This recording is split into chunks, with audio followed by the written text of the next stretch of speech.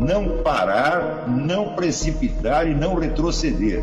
Então dizer para esse cara, sabe quando nós vamos parar? Nunca. Nunca na sua porca vida. Né?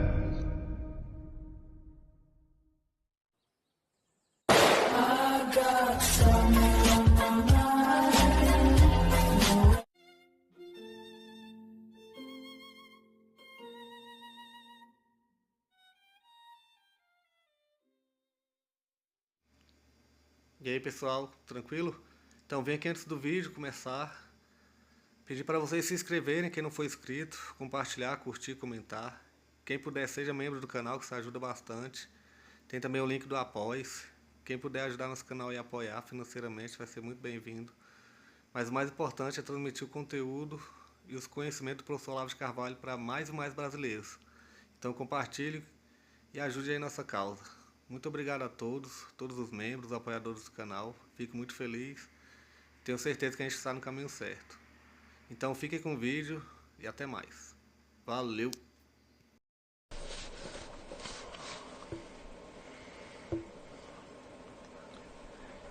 Como podemos entender nesse contexto... Holanda Valente pergunta: como podemos entender nesse contexto o sentido da fé? Fé e investigação filosófica estão em oposição? Não, ora... A fé, no sentido atual e corrente do termo, é acreditar numa doutrina. Mas isto não pode ser o sentido bíblico originário. Por quê? Porque as pessoas que acreditavam em Jesus Cristo não conheciam doutrina nenhuma. A doutrina católica não estava formulada, ela foi sendo formulada aos poucos, ao longo do tempo, e foi sendo formulada à medida que as pessoas contavam os fatos do Evangelho. Olha, teve aí um homem assim, fez isso, mais isso, papá, diz que é filho de Deus, né? E isso suscitava objeções. Então a coisa passava da narrativa para a discussão. E daí, aquilo que os apóstolos sabiam por experiência transposta em narrativa tinha que se passar por uma segunda transposição, transformando-se em argumentação. Foi isto que gerou a doutrina católica. Senão ela não existiria. Isso está muito bem explicado no livro do Alois Dempf, que é um macro-historiador, super-historiador, maravilhoso historiador, um livro que tem na tradução espanhola, publicado pela editorial Gredos, se chama La Concepción del Mundo na Idade Média. Eu não lembro o título alemão como era. E eu acho que mesmo essa edição da Gredos é meio difícil de achar, mas... Alois Dempf, D-E-M-P-F. E o primeiro nome é Alois, que é Aloysius, né? A-L-O-I-S. Então ele mostra como foi se formando a doutrina católica, tá certo? A partir das objeções. Tanto que ele vai mostrando que os elementos da doutrina católica foram aparecendo assim, soltos. Só 1000 anos depois é que surgem as sumas, que são a tentativa de organizar aquilo pela lógica. Antes são pontos separados que eles expõem só para responder objeções. Essas objeções não surgem diante da exposição de uma doutrina, mas surgem de uma narrativa. Quer dizer, o sujeito conta uma coisa da qual ele foi testemunha, direta ou indireta, e o que ele conta suscita objeções. Daí ele passa da clave narrativa para a clave argumentativa, tentando mostrar que aquilo que aconteceu é também razoavelmente possível. Estão compreendendo? Então, no que aquelas pessoas tinham fé? Mas é muito simples, ou seja, no próprio Evangelho.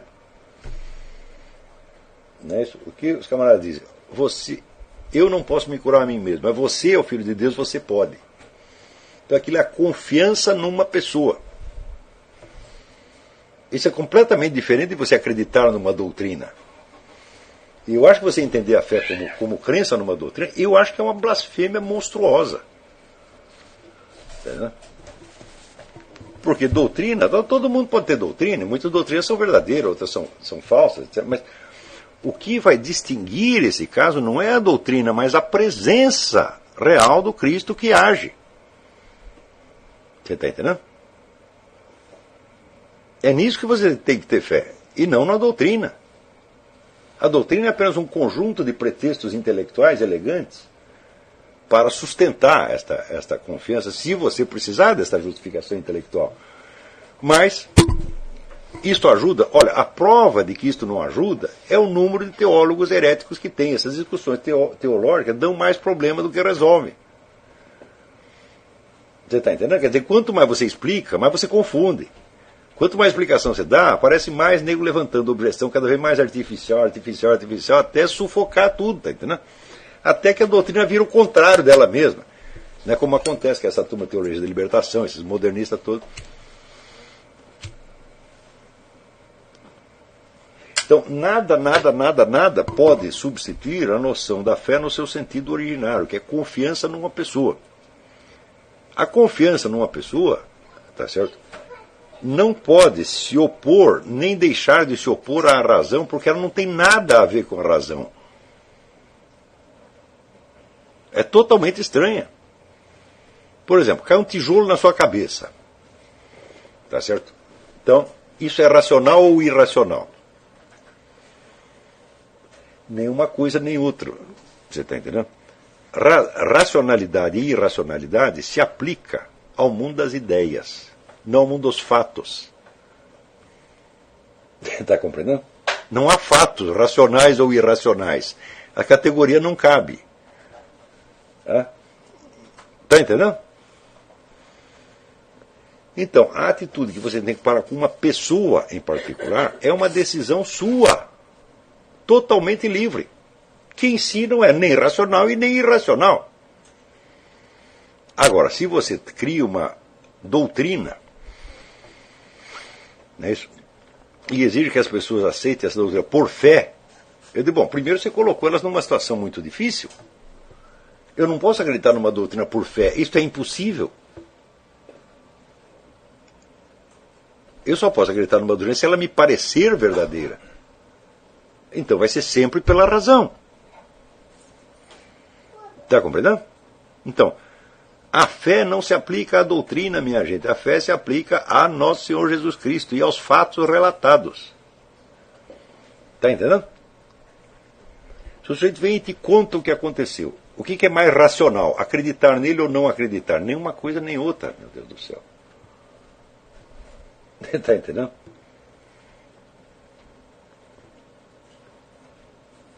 Você só pode falar em racional e irracional no instante em que a racionalidade entrou em questão. Se você for questionar a racionalidade, tá certo? Você não pode questionar a racionalidade de uma narrativa. Você pode questionar a veracidade dela. Agora, você pode alegar contra ela motivos de verossimilhança que tem em si uma estrutura racional. Por exemplo, você alega, isto é improvável.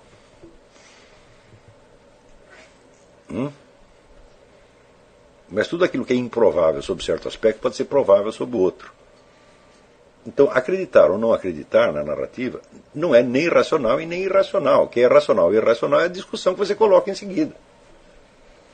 Quer dizer, é uma confusão de planos que o pessoal faz. Tá? Agora, se você define a fé como crença numa doutrina, bom, aí você criou uma confusão mental que você nunca mais vai poder sair.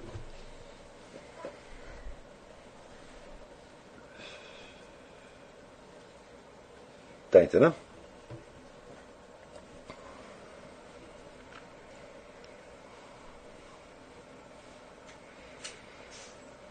Aqui, Juliano Cisotti. O que o senhor diz a respeito do mundo da experiência separado do mundo do discurso faz me lembrar imediatamente do segundo capítulo da Orthodoxy de Chesterton, quando ele diz que a discussão com o louco é impossível, pois ele vive num círculo perfeito e que a solução para isso seria apenas tentar mostrar para eles que o círculo é pequeno e mesquinho, que é triste, etc. Ou seja, reduzir a razão como instrumento, a razão como verdade e dispensar a intuição e a experiência direta. Sem dúvida.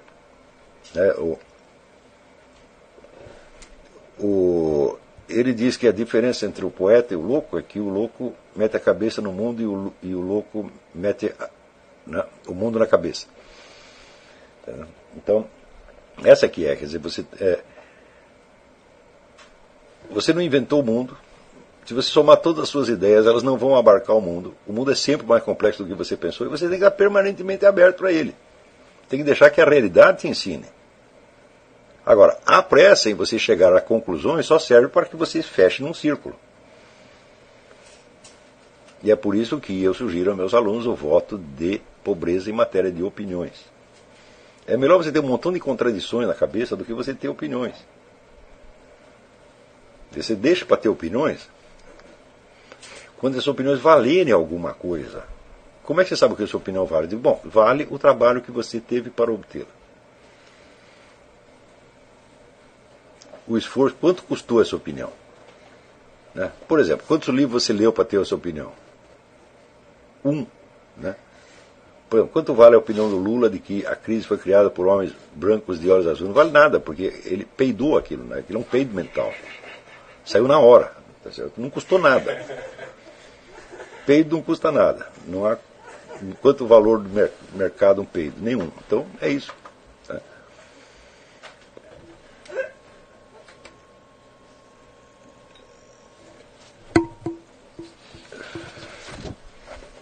Então, vamos ver, o que mais aqui? Peraí. Assisti a todas as aulas do curso de História da Filosofia. É correto afirmar que apenas Schelling, Frege e Zubir escaparam dos padrões que foi vítima do Descartes, paralaxe cognitiva? Pergunta-se. Homens como Kumaraswamy, Guénon, Schwann e Évola foram vítimas a despeito de não se enquadrar como filósofos? Pergunta. Bom, o problema com esse pessoal da escola tradicionalista não é paralaxe cognitiva, é mentira. O problema é mentira.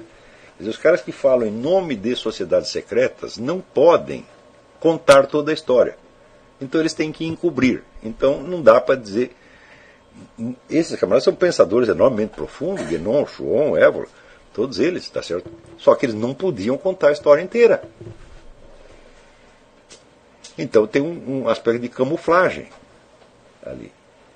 Tá entendendo? Então, esse é que é o problema. Quer dizer, para ler esses autores, você precisa estar muito bem equipado, tá certo? Não só imaginativamente, mas historicamente, para você poder reconstituir o que se passou efetivamente. Senão, o que você vai fazer? Você vai entrar dentro do mundo das doutrinas deles, onde eles frequentemente têm razão.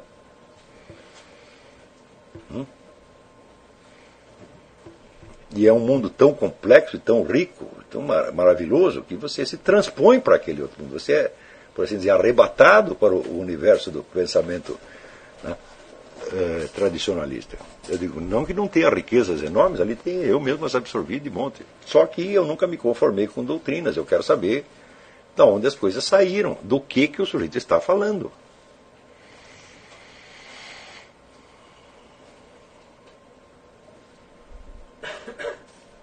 Por exemplo, todo este mundo do Oriente, que o Guénon fala, quer dizer, ele identifica sempre o Oriente como sabedoria, né? Então tudo vem do Oriente, fala, bom, peraí, vamos ver se foi assim mesmo. Uma coisa é esse Oriente metafísico que você inventou, outra coisa é o Oriente histórico, agora você está jogando um contra o outro. Você começa a ver ali, às vezes, certos lapsos, por exemplo, quando ele fala horrores contra o método histórico, tá certo? Mas é o método histórico que ele usa no livro O Teosofismo. Usa o método histórico o tempo todo. Tá certo? Então, qual é o problema? Ele fez isso porque de contradição, fez porque é burro? Não, é porque um pedaço da história ele não quer contar. Todo sujeito que fala em nome de uma sociedade secreta, tá certo? Você tem que acreditar no camarada com grano salis, quer dizer, com uma certa ponta de ironia. Acreditar até um certo ponto. Não que você não possa se aproveitar disso aí, aprender muito, claro. Mas você não pode jurar pela cartilha do cara. Porque sempre está um pedaço que ele não está contando para você. Por exemplo, quando ele diz que a perda da tradição espiritual no Ocidente, né, o materialismo, etc., tudo isso foi... só pode ser corrigido pelas iniciações. E qual é a iniciação que ele supõe? A iniciação maçônica é a única que existe. Eu digo, mas peraí, mas historicamente a maçonaria não teve por trás de tantos movimentos materialistas, anticristãos, etc. Esteve também. Tá certo? Então ela não pode ser a solução para um problema que ela mesma ajudou a criar. Tá certo? Então, de que maçonaria que ele está falando? Uma maçonaria idealizada que só existia na cabeça dele. não a maçonaria historicamente existente. Tá entendendo? Então, veja, a obra de um Guénon, por exemplo, é uma coisa enormemente complexa. Tá certo? É tão rica, e eu acho que ela ajuda muito, eu acho que é muito, muito útil. Tá certo? Só que ele mesmo, quando ele assume o pseudônimo de Esfinge, quer dizer, decifra-me ou devoro-te, o que quer dizer você ser devorado pelo Guénon? Quer dizer, você vai entrar dentro do mundo dele, tá certo? E você vai ter que obedecer direitinho o que ele está falando. Agora, você pode partir para a decifração. Por que muita gente não consegue decifrar? Não consegue porque lê com ódio, às vezes. Você entendeu? Com ódio, com medo. Tá? Outros não conseguem porque se deixam arrebatar por aquele tipo de discurso dele que levanta você para um nível de universalidade, no qual você só fala de certezas absolutas, tá certo? Só que está muito certo, as certezas absolutas no plano metafísico está muito bom, só que quando ele deduz imediatamente, né, as coisas para o campo histórico, às vezes dá certo, às vezes dá errado. Né? Quando ele prevê, por exemplo, o desaparecimento do dinheiro, o dinheiro seria substituído por outros meios. Isso nós vamos, todo mundo tem um cartão de crédito no bolso, né? Isso já aconteceu, o pagamento eletrônico hoje é predominante. Isso está muito certo. Mas quando ele diz que a China jamais será bolchevique, diz isso poucos anos antes da Revolução Chinesa, então é uma besteira descomunal. E ele está falando as duas coisas no mesmo tom de certeza absoluta de quem deduziu dos princípios universais. Tá certo? Então, olha, para o meu gosto, Guénon não era um mestre espiritual. Chuon também não era um mestre espiritual. Tá certo? O mestre espiritual é Jesus Cristo. Esses caras são apenas imitadores. Então tem um elemento divino ali, tem um elemento diabólico. Quanto tempo leva para você discernir? Bom, eu levei uns 30 anos.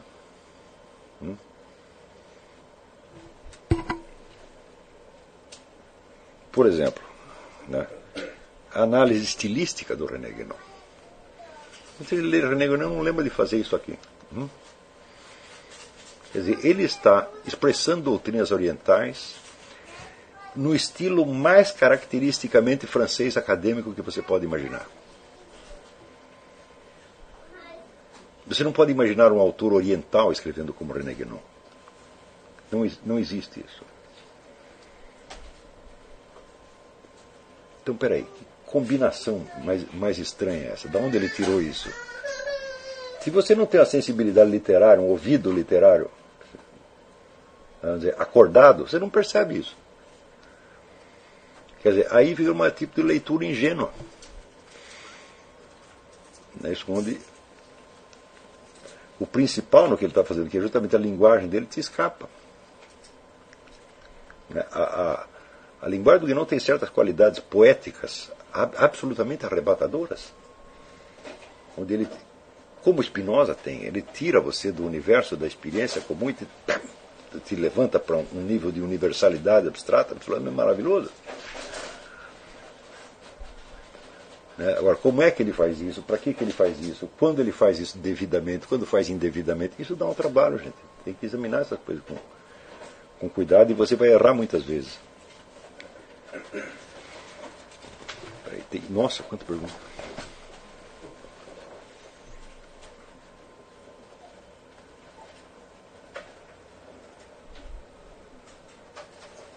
Olha aqui, olha que coisa importante. Rodrigo Duba.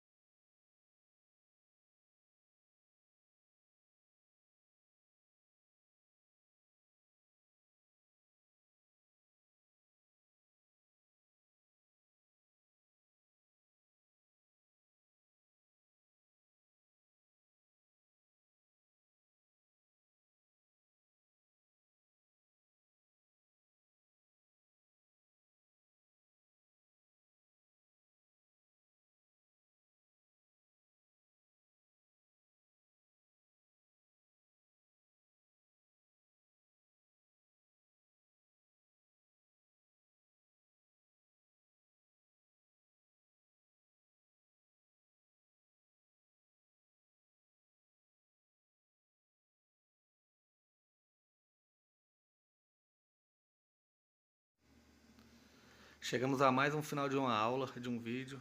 Espero que tenham gostado. Quem não se inscreveu ainda, se inscreva, compartilhe, comente. Ajude o nosso canal, apoie, seja membro.